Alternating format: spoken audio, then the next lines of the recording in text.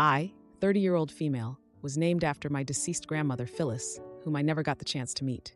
She was the matriarch of my dad's side, and her death left a great impact. I was the first child in the family born after her death. My mom says she really didn't want to name me this, but my dad strong-armed her. This name has been difficult for me in a number of ways. My dad refused to let me go by a nickname all throughout my childhood. The other kids still found ways to mock me, such as calling me Phil and telling me I had a boy's name. Then in my teens, they'd ask me if I wanted to be Philled. Now, I know kids can find anything to tease people with, but it certainly didn't help. The larger reason it was hard is I felt like I had to live up to a ghost. It doesn't help I looked just like her. I was constantly reminded of the legacy I had to live up to. Anytime I made a mistake, I was told I needed to uphold the honor of the name. Keep in mind, I have always listened to my dad's stories, learned about the history, and I greatly appreciate that I was named after someone so amazing. And I tell my dad this, even though I say I'm not a fan of the name. In college, I decided to reinvent myself and began going by Lissa. In time, people began to assume my name was Alyssa, and I just went with it, to the point that's all my friends, colleagues, etc. called me this.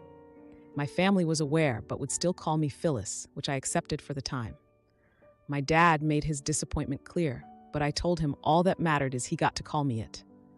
I also explained why the name was difficult to me several times, both growing up and as an adult, and he told me the meaning behind it was greater than bullies, and that I should be honored to have such a legacy. I got married last fall, and it was an issue for my dad that the officiant called me Alyssa, that Alyssa was written on all the wedding decorations and invitations. When I went to hyphenate my last name with my husband's, I also chose to legally change my name to Alyssa. I had my grandmother's middle name as well, my whole life, and I kept that as it was never an issue. It's Marie, for those curious. The issue for my dad is that his family has grown used to calling me Alyssa. I never asked them to, but they chose to do so. My dad has said that I was wrong to change my name and that I should feel honored. I tried to explain my reasoning, and he said it hurt him that I didn't care enough. I got mad and said I cared enough to respect him calling me Phyllis and never correcting him. I respected him by always validating his feelings and never telling him he was wrong, while he always brushed mine off. But if he wanted the truth, I wasn't born to be a reincarnation of his mother. I am my own person, and it's not fair for him to put his grief on me. This really upset him. My mom said I pushed it too far by saying all of that. I feel bad he's upset, but I don't know if I agree I was wrong. Am I the idiot? Now for a few comments before the update. Comment 1. Not the idiot. Your dad is a jerk, and frankly, he is lucky you haven't told him to sod off and cut him off, given how completely he disregards your feelings every chance he gets. Who cares if your grandma was a saint, the most beautiful woman, a queen, or whatever?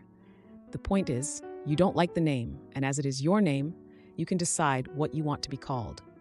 That he keeps choosing this as his hill to die on, and your mom backing him up, shows how entitled his attitude is and his utter lack of empathy for all you've endured with that name. Comment 2. Not the idiot. Your dad needed therapy, not a daughter to replace his mother. He comes off as a bit toxic and quite self-absorbed, and your mother comes off as an enabler. I would go low contact with him if he keeps bothering you. But I hope what you said was a wake-up call to him. Now for the update.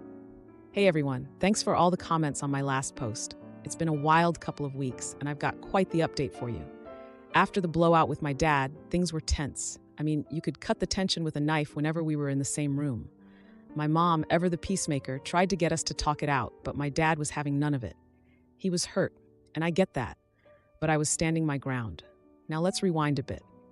Growing up, my dad had this ritual where he'd tell me stories about Grandma Phyllis, how she'd volunteer at the soup kitchen every Thanksgiving, how she'd won the town's gardening competition 3 years in a row, and how she was the glue that held the family together. I soaked up these stories, feeling the weight of her legacy on my shoulders.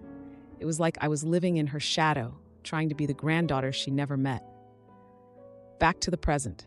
My dad's brother, Uncle Mike, reached out to me. He's always been the cool uncle, the one who'd sneak me an extra slice of cake at family gatherings. He said he understood both sides and suggested a family dinner, a neutral ground where we could all talk without the pressure. I agreed, thinking it couldn't hurt. The night of the dinner, I was nervous. I hadn't seen my dad since our argument, and I wasn't sure how he'd react. But when I walked in, there he was, looking like he'd aged 5 years in 2 weeks. We all sat down, and Uncle Mike kicked things off by reminiscing about Grandma Phyllis. But this time, the stories were different. He talked about her flaws, her mistakes, and how she wasn't perfect. It was like he was giving me permission to be human. Then came the jaw-dropping moment. My dad, with tears in his eyes, admitted that he'd been holding on to me as his connection to his mom. He said he realized that by forcing her name on me, he was trying to keep her alive. But in doing so, he was ignoring the person I was. It was the first time I'd seen my dad so vulnerable. We talked for hours, and I learned things about my dad I never knew, like how he struggled with his mom's death, how he felt lost without her guidance, and how naming me after her was his way of coping. It was a side of him I'd never seen, and it made me understand his actions a bit more. Now here's the compromise we came up with. My dad agreed to start calling me Alyssa, but he asked if he could have one thing that still had my birth name on it. He'd been working on a family tree, tracing our roots back generations, and he wanted to include my birth name there as a nod to Grandma Phyllis. I thought about it, and it felt like a fair trade. I agreed on the condition that it was just for the family tree and nowhere else. The rest of the family was supportive, and even my mom, who'd been caught in the middle, breathed a sigh of relief. It was like a weight had been lifted off everyone's shoulders. But wait, there's more. The next day, my dad showed up at my house with a small box. Inside was Grandma Phyllis's old gardening hat, the one she wore when she won all those competitions. He said he wanted me to have it, not as a reminder of the name I didn't want, but as a symbol of growth and new beginnings. I was touched, and for the first time in a long time, I felt connected to my grandmother in a way that was mine, not just a reflection of my dad's memories. So things are better now. Not perfect, but better. My dad's been making an effort, slipping up with my name occasionally, but he corrects himself. And I've been trying to be more understanding of his feelings, too. It's a process, but we're getting there. My son's wife tossed out Abby's albums, so I confronted her. The grandkids spilled the truth, and she's about to regret it. I lost my daughter Abby 7 years ago. She was married to Scott and had 3 children with him who are now 11, 12, and 14. Scott and my grandkids stayed part of the family, and last year Scott remarried. His current wife is Beth. We all knew Beth for a few years prior to the wedding, and she was always very friendly. Though at times she could be a little pushy. Scott would always handle that, though. After they got married, Beth's pushiness got worse, and Scott appears to have lost control. Beth was upset when she dropped my grandkids off one day that we had not added photos of her to our house and commented as such. In our living room, we have a display with photos of our kids and their weddings. She felt her and Scott's wedding should be there. She was upset when my grandkids spent Mother's Day with us and our extended family, and we did not include her. Scott wasn't invited either. Mother's Day is a difficult day for him due to a bad relationship with his own mother. But Beth said we should invite her too because she's part of the family, and then she said she's one of our kids too. I asked her what she meant, and she told me she is obviously going to be one of our kids now that she's the mother figure for our grandkids. I told Scott what she said, and he was embarrassed and told me he would speak to her. Beth was also upset when my husband posted on Facebook to say something about our kids, and she didn't get mentioned as one of our kids. But as Scott's wife, we mentioned Scott and how wonderful he was to Abby, and how wonderful he is as a father. For my grandson's 14th birthday, we were all together, and he wanted a mom's side photo. Beth attempted to get into the photo, and when Scott tried to remind her, she said she's part of the family now. He pulled her aside, and the photo was taken without her, but she told one of my sons after that she felt like we weren't treating her as a daughter, and then said Scott never treated her as a lesser wife. We saw them a little over Christmas, and Beth was upset that we got them a joint gift for her and Scott instead of getting her one alone. She told me she's tired of feeling like she's not really family, and she said she feels like we always put Abby first when she's here now. I saw red after this, and I told her she can never take my daughter's place, and the fact she ever thought she could is outrageous. She told me the kids call her mom, and they think the world of her, so why wouldn't we? I told her the kids have always called her Beth when I hear them, and she turned around and said that's our fault because the kids should be calling her mom, and they don't. She lost it from there. Beth stormed out, and I explained what happened to Scott. He apologized and left the kids with us so he could speak to her. I think they worked it out, but Beth said I was needlessly cruel to imply she's not as good as Abby, and doesn't deserve to be our daughter. Am I the idiot? Now for a few comments before the update. Comment 1. She told me the kids call her mom and they think the world of her, so why wouldn't we? I told her the kids have always called her Beth when I hear them, and she turned around and said that's our fault, because the kids should be calling her mom and they don't. She lost it from there. The way OP checked Beth with this receipt nearly caused me to spit my drink out. Not the idiot. Comment 2. Not the idiot. Having 2 daughters, I can't imagine how painful it was for you to lose yours. Even if years have passed, it's still the greatest loss for a parent. So yes, Beth's behavior is extremely intrusive and inappropriate. I would have a word with Scott to make sure that in their home, Beth respects the children's wishes if they don't want to call her mother. Now, for the update. Hey Reddit, it's been 3 days since I last posted about the situation with my son-in-law's wife, Beth, and things have escalated in ways I couldn't have imagined. Buckle up, because this update is a rough ride. First off, let me give you a bit of history. My daughter Abby was the glue that held our family together. She had this warmth about her that just drew people in. Losing her was like losing the sun from our sky. Scott, her husband, was devastated, but he's been an incredible father to their kids. When he married Beth, we all hoped for a new beginning, but it's been anything but smooth. So, after the blow-up over the Christmas gift, things seemed to calm down a bit. Scott had a long talk with Beth, and we thought maybe, just maybe, things would settle. But boy, were we wrong. 2 days ago, I got a call from my 12-year-old granddaughter, Lily, in tears. She told me Beth had thrown out all of Abby's photo albums. I was floored. Those albums were precious to us, especially to the kids. I rushed over to their house, and there was Beth, standing in the driveway with a smug look on her face, as if she had just won some sort of twisted game. Scott was at work, so I confronted Beth myself. I asked her how she could do something so heartless. She just shrugged and said, "Out with the old, in with the new." I couldn't believe it. I gathered the albums from the trash, some of them damaged, and took them home. My hands were shaking with anger. When Scott came home and found out, he was livid. He and Beth had a huge argument, the kind that makes the walls shake.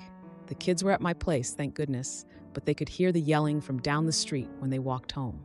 Scott slept in the guest room that night, and the house was like a cold war zone. Yesterday, during a family dinner at our place, without Beth, who refused to come, my oldest grandson, Jake, dropped a bombshell. He said Beth had been pressuring him and his siblings to call her mom. He was uncomfortable with it, and so were his sisters.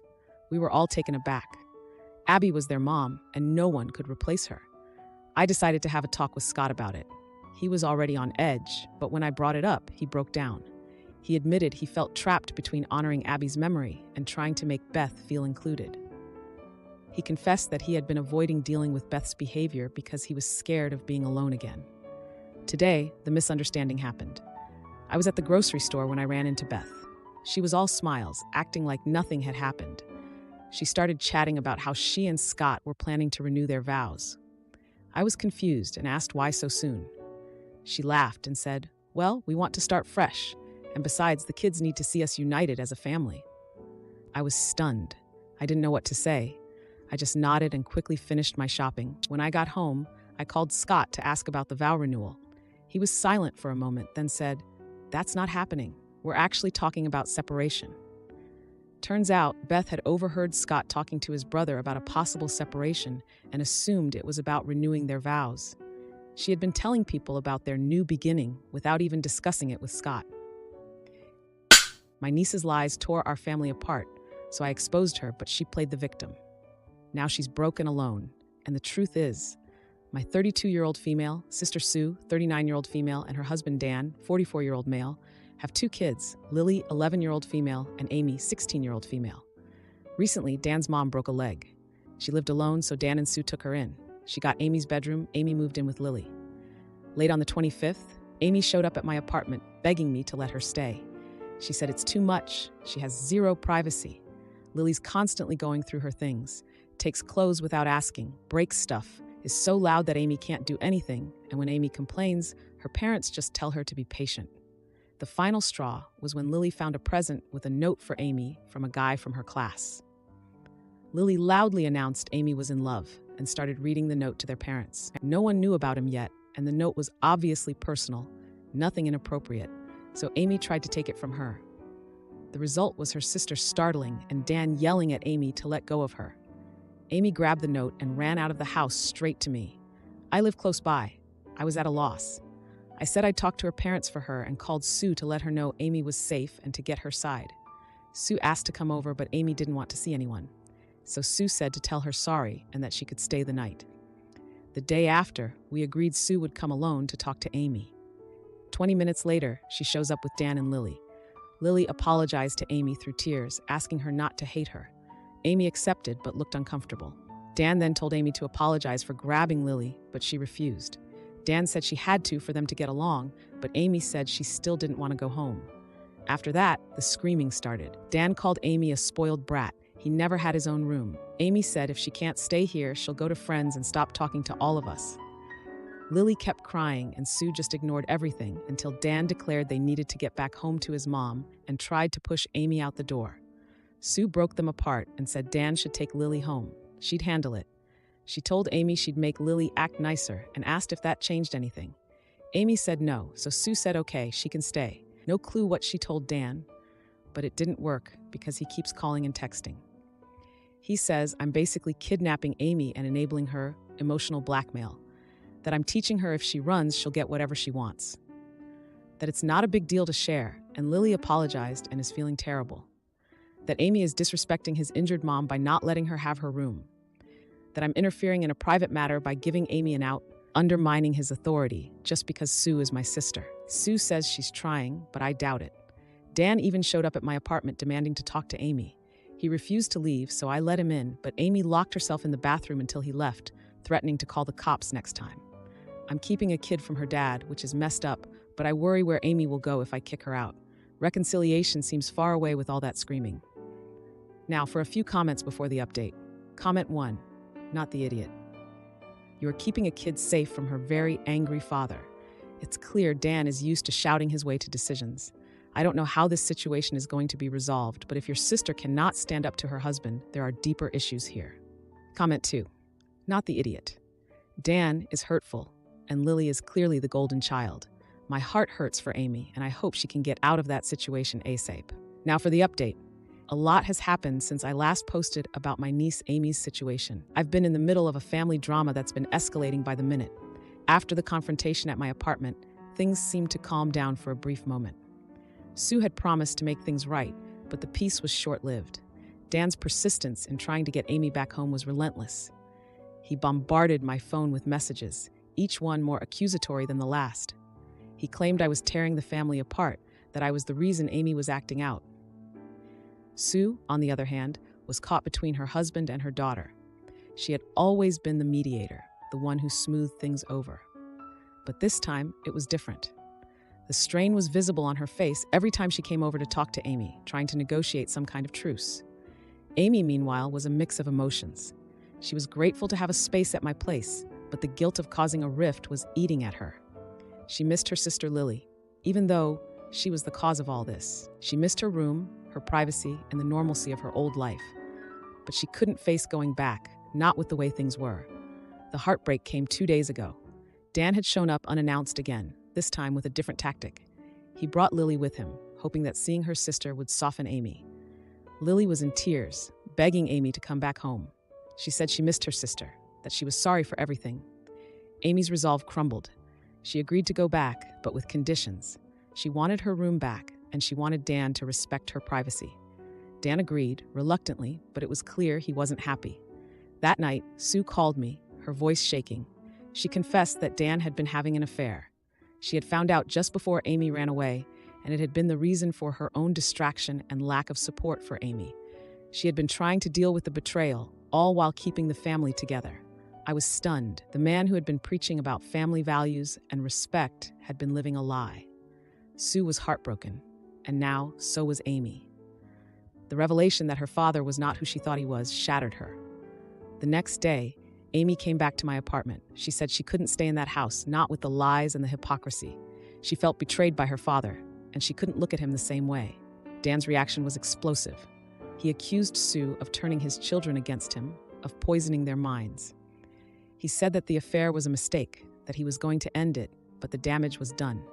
Sue was now staying at a friend's place, trying to figure out her next steps. Lily was confused and hurt, not understanding why her family was falling apart. And Amy, she was angry and lost, her trust in her father broken. I've been doing my best to support them, but it's hard. I'm not a parent. I'm just the aunt who got caught in the middle of a family falling apart. I'm trying to be there for Amy, to give her the stability she needs. But with every angry call from Dan, with every tearful visit from Sue, I feel like I'm in over my head. If you like this video, you'll probably like these too. Also, while you're here, please consider subscribing. It's your support that keeps this channel alive and allows me to make better and longer videos. Have a great day.